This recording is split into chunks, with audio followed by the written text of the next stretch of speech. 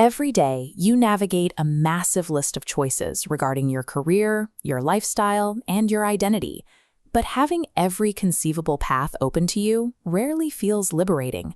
More often, staring down an endless menu of life options triggers a sinking anxiety, a fear of making the wrong move. This is the classic existential crisis. For most of human history, people didn't have to agonize over who to be. Your role in life was handed down by the society you were born into, and your purpose was provided by the cosmos, a monarch, or a creator. To figure out why deciding what to do with your life feels so exhausting today, we have to look at the psychological safety net humanity lost along the way. In ancient Greece, philosophers like Plato and Aristotle believed that everything in the universe possessed a specific essence, a core set of properties required for a thing to be exactly what it is. Take this diagram of a penknife. Its essence is conceived by a designer long before it's manufactured. As the diagram morphs into a human figure, we see our ancestors' view. We were built by a creator who installed a hardwired purpose before birth. But looking at this portrait of the mid-20th century French philosopher Jean-Paul Sartre, we find a thinker who completely rejected that ancient blueprint. Sartre coined a phrase that flipped the script entirely: existence precedes essence. He argued that human beings arrive in the world as a blank slate. There is no pre-installed human nature. We exist first, and we have to figure out who we are later. Wiping out the cosmic rulebook removes the comfort of a predetermined destiny. In its place, we are left with a terrifying abundance of freedom. We usually talk about freedom like it's a permanent vacation, but Sartre described human beings as being condemned to be free.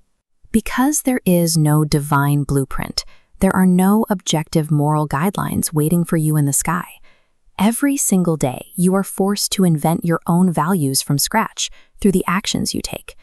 The weight of that responsibility is exhausting. So naturally, we look around for someone else to tell us what to do, like a parent, a religious leader, or a government official. But Sartre pointed out a painful truth. Deferring to an authority figure is an illusion. Those leaders don't have a secret instruction manual either. They are just other human beings who had to invent their own rules. Look at this young man at a crossroads. This represents a real student who came to Sartre during World War II with an impossible dilemma. The student had to choose.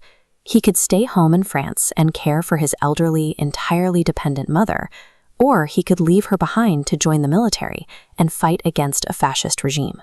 No mathematical equation or moral theory could solve this for him. One path offered a profound impact on a single person. The other offered a small impact on millions. Both held undeniable moral weight. If the student let societal expectations or fear make the decision for him, he would fall into what Sartre called bad faith, the act of burying your head in the sand to avoid taking responsibility for your life. The only way out was to act with authenticity. He had to accept that the universe wasn't going to give him a sign and make a decision based entirely on the values he personally chose to champion. In a universe without a master plan, the correct answer isn't floating around out there waiting to be discovered. It only becomes real the moment you step forward and make it. This intense focus on individual choice actually carries a much larger global consequence. As we see in this diagram, a single movement ripples outward to the rest of the network. Sartre argued that each personal choice serves as a universal model. By acting, you present a vision of how humanity as a whole ought to live. Existentialists call this tension the absurd.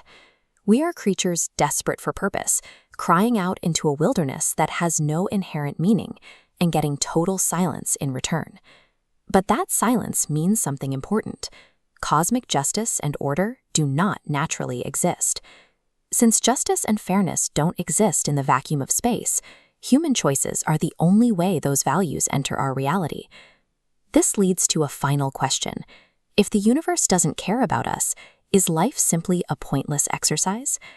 Here in this portrait of philosopher Albert Camus, we find a powerful answer, which he explored through the ancient Greek myth of Sisyphus. Watch this silhouetted figure straining against the rock.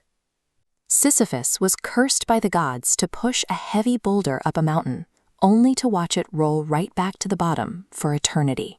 It is a picture of total futility. But Camus suggested a radical perspective. Sisyphus defeats his punishment, not by escaping the boulder, but by actively choosing to find meaning and cheerfulness in the struggle itself. The indifference of the universe does not have to be a tragedy. It can be a blank canvas. There is no pre-written script holding you back. However vast the darkness may be, you are radically free to supply your own light.